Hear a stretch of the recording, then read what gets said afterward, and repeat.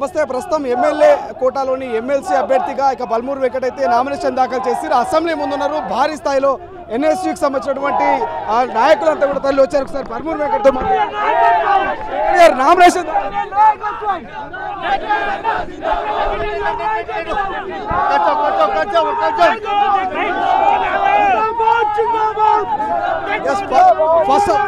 First of all congratulations.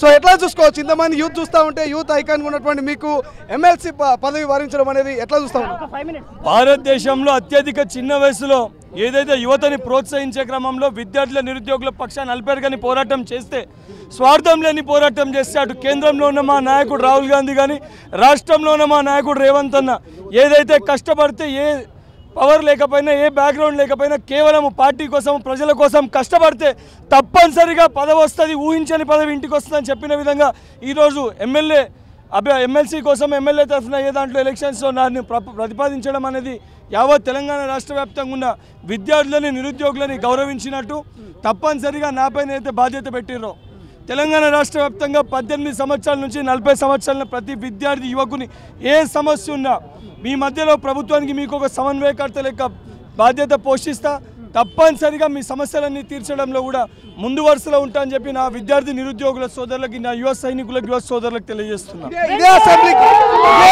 ఇదే assembly గేట్లు మీరు దుంకి లోపలికి వెళ్ళడానికి ప్రయత్నించారు, అరెస్ట్ చేసిరు, మీ వెన్నుముక కూడా విరగొట్టే ప్రయత్నం చేశారు. ఇవాళ మీరు హుందాగా లోపలికి అడుగు పెడతా ఉన్నారు, ఎట్లా చూసుకోవచ్చు? ఇది కేవలము ఏదైతే కాంగ్రెస్ పార్టీ నాకు ఇచ్చిన గౌరవం, ఎంతోమంది ఎన్నోసార్లు మాట్లాడారు నీ పార్టీ ఏం చేసిందని. సమయం వచ్చినప్పుడు నా పార్టీ నాకు అండగా నిలబడుతుందని చెప్పిన ఈరోజు పార్టీలో ప్రతి నాయకుడు, ముఖ్యమంత్రి గారు కానివ్వండి, ఉప ముఖ్యమంత్రి గారు కానివ్వండి, మంత్రివర్గంలో ఉన్న మంత్రులు, శాసనసభ్యులు, కాంగ్రెస్ పార్టీ ప్రతి శ్రేణులు, తెలంగాణలో ప్రతి విద్యార్థి నిరుద్యోగులు అందరూ కూడా ఈరోజు ఏకమై కాంగ్రెస్ పార్టీని గెలిపించారు. ఆ గెలిపించే నిరుద్యోగులకు, విద్యార్థులకు ఒక ప్రతినిధి ఉండాలని చెప్పని ఈరోజు శాసనసభలో ఆ రోజు నాకు అవకాశం రానప్పటికీ శాసన మండలిలో తప్పనిసరిగా బల్మూరు వెంకట్ గొంతు వినిపివ్వాలని చెప్పని రేవంత్ అన్న గారిని అవకాశం ఇచ్చారు. తప్పనిసరిగా ఇది కేవలం ఒక ఆరంభం మటుకే. విద్యార్థుల శక్తి ఏందో రానున్న రోజుల్లో కేంద్రంలో కూడా కాంగ్రెస్ పార్టీ జెండా ఎగరేసి చూపిస్తాము. ఇది మొత్తం మీద బల్మూరు వెంకట్ సంబంధించి ఇప్పటికే భారీ స్థాయిలో ఇక్కడ అసెంబ్లీ ముందు కూడా ఆయనను ఒక్కసారిగా పైకెత్తుకొని ఆయనకు ఘన స్వాగతం పలుకుతున్నటువంటి సిచ్యువేషన్ మనం చూస్తూ ఉన్నాము. సో గతంలో కొంత ఎమ్మెల్యే టికెట్ ఆశించినప్పటికీ రాలేదు, కానీ ఏదేమైనప్పటికీ కూడా పార్టీ నన్ను గుర్తించింది, నా కష్టాన్ని గుర్తించింది. గతంలో రాహుల్ గాంధీ కూడా నాతో మాట్లాడినటువంటి మాటలు ఇంకా గుర్తున్నాయి, నాకు ఇచ్చిన హామీ గుర్తుంది. రేవంత్ రెడ్డి గారు, ముఖ్యమంత్రి గారు ఇచ్చినటువంటి హామీ మేరకు నాకు ఇక ఎమ్మెల్యే కోటాలో ఎమ్మెల్సీ పదవి అయితే వరించింది. ఖచ్చితంగా యూత్ కాంగ్రెస్లో ఉన్నటువంటి ప్రతి ఒక్క యూత్కు నేను రుణపడి ఉంటాను, వాళ్ళకు ఖచ్చితంగా సేవలు అందిస్తానని చెప్తున్నారు చాలామంది యూత్ కాంగ్రెస్ సభ్యులు ఉన్నారు. వీళ్ళంతా కూడా నాయకులు.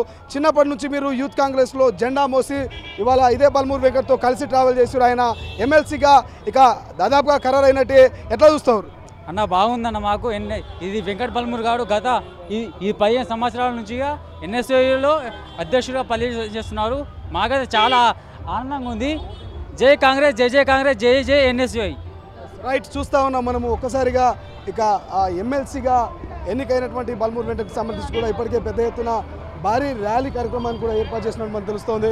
ఒకసారిగా బల్మూరు వెంకట్ను ఇక మొదటగా ఒకసారి మనం చూసుకోవచ్చు, అమరుల స్మారక స్థూపం ఏదైతే ఉందో అమరుల స్మారక స్థూపం వద్ద కూడా ఎన్ఎస్యూకి సంబంధించినటువంటి నాయకులంతా కూడా స్టేట్ వైజ్గా, జిల్లాల వైజ్గా, నియోజకవర్గాల వైజ్గా కూడా బల్మూరు వెంకట్కు విషెస్ చెప్పడానికి అయితే చాలా పెద్ద ఎత్తున తరలి వచ్చారు. ఇప్పటికే భారీ ర్యాలీకి కూడా ప్లాన్ చేసినట్టు తెలుస్తూ ఉంది.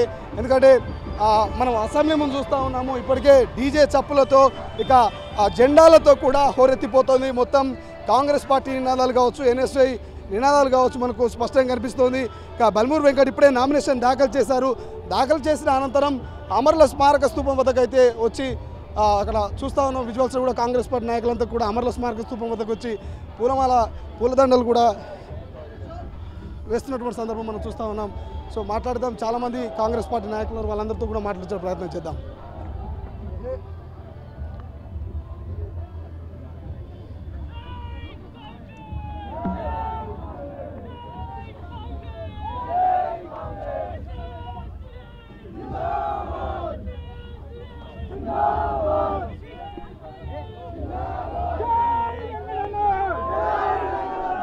సో బల్మూర్ వెంకట్ ఏదైతే లోపల నామినేషన్ దాఖలు అనంతరం కూడా బయటకు వచ్చి అమరుల స్మారక స్తూపం వద్ద కొంత ఆయన నివాళులర్పించారు. పూలదండ వేసి ఆయన నివాళులర్పించారు. ఒక్కసారిగా ఎన్ఎస్యూకి సంబంధించినటువంటి ప్రతి కార్యకర్త ప్రతి స్టూడెంట్స్ అందరూ కూడా యూత్ నాయకులంతా చూస్తూ ఉన్నాం. ఇద్దరు ఎమ్మెల్సీ అభ్యర్థులు మహేష్ కుమార్ గౌడ్ కావచ్చు, అదేవిధంగా బల్మూర్ వెంకట్ ఇద్దరు కూడా అమరుల స్మారక స్తూపం వద్దకు వచ్చి ఇక నివాళులర్పిస్తున్నారు. ఒకసారి మనం చూస్తూ ఉన్నాం విజువల్స్లో కూడా.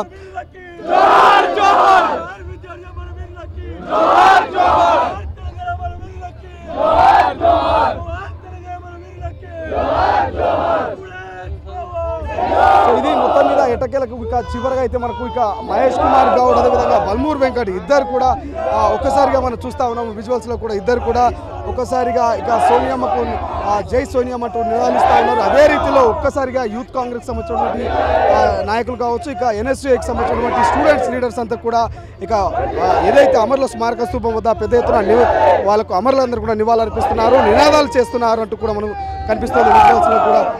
మాట్లాడేటటువంటి పరిస్థితి మనకు కనిపిస్తుంది. కాబట్టి ఒకసారి